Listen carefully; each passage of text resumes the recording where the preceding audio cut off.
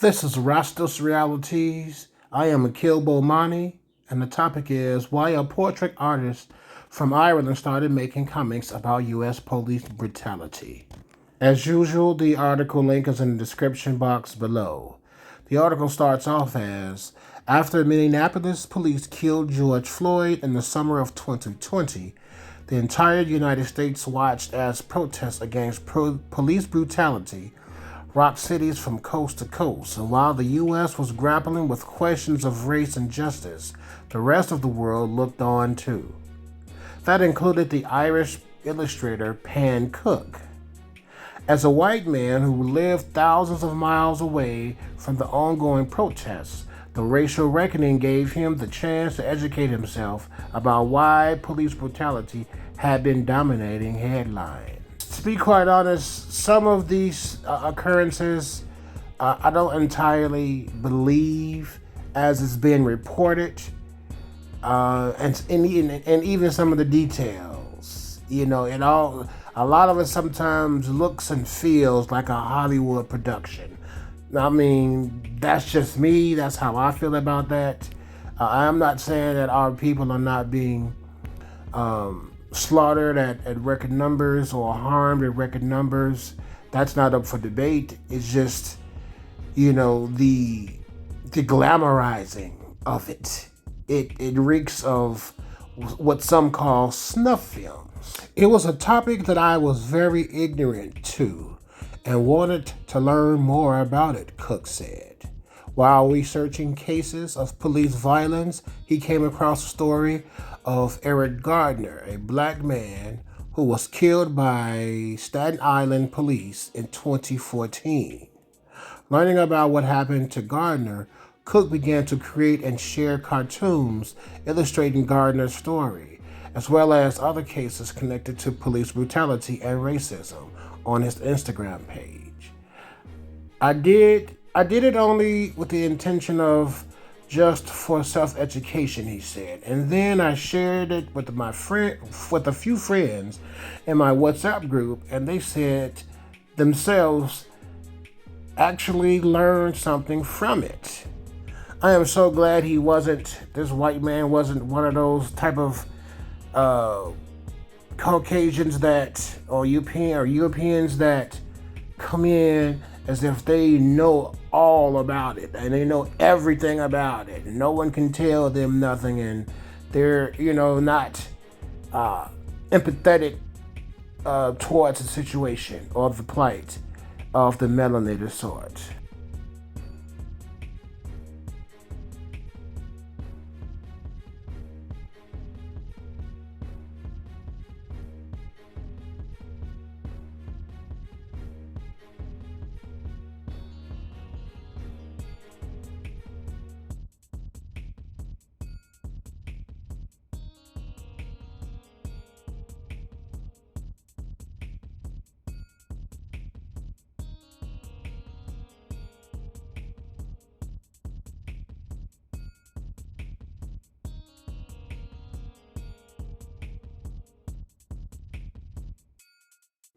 Cook has had a long-time passion for art. Throughout his 20s, Cook worked as a portrait painter, illustrating portraits of celebrities that were commissioned by customers. But portrait painting was something he eventually lost passion for, he said. It wasn't until the COVID-19 pandemic hit in March 2020 that he felt the opportunity to shift in a different direction. I got a break and decided to do something else. I got a break and decided to do something else. I started focusing on drawing cartoons, Cook said. Each of the single-paneled illustrations drawn by Cook tells the story of a specific police violence-related incident that occurred. Throughout each panel, Cook recaps what happened during the encounter, while avoiding graphic depictions of the event. So far, Cook has drawn comics telling the stories of Atiana Jefferson, John Crawford III, Amir Locke, and Dante Wright, among others. Cook has even drawn a comic to tell the story of Eugene Goodman, the U.S. Capitol police officer who diverted rioters from the U.S. Senate chamber during the January 6th attack. This is quite interesting. He seems to be drawn to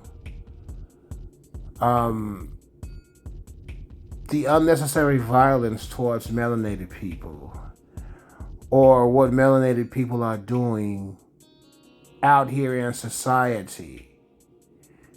Not just good, not just bad, not just ugly, but he seems to be drawn to that. Because I remember the U.S. Capitol guy. One of us, one melanated brother, seems to be the only person who was protecting the Capitol, or to care to protect the Capitol. Not the people who heavily populated, who really run it. The brother was doing it.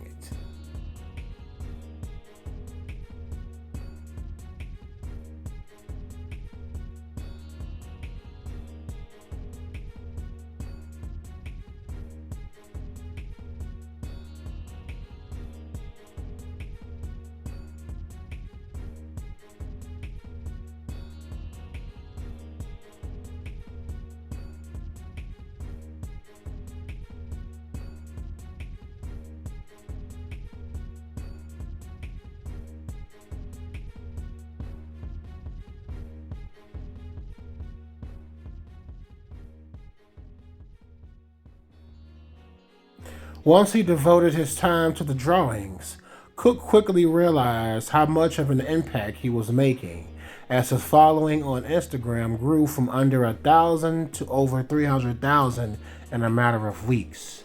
The response, he said, has been overwhelmingly positive. It kind of became apparent that people were learning from it. It's almost like we were learning together. It grew quite quickly, Cook said.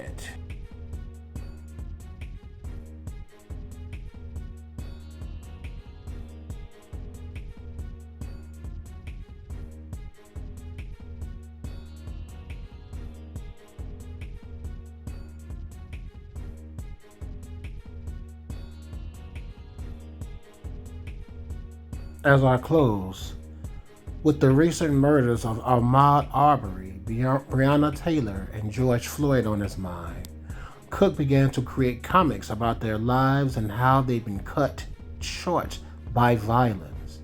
It was just something I was doing for myself because I'm more of a visual learner, he said. I felt that I learned a lot myself just by doing this. So as I said, the full article is in the description box below. I just wanted to do a quick video and highlight something that I thought was interesting. And salute to the rastazrealities. Those are the ones those who comment, like, and subscribe.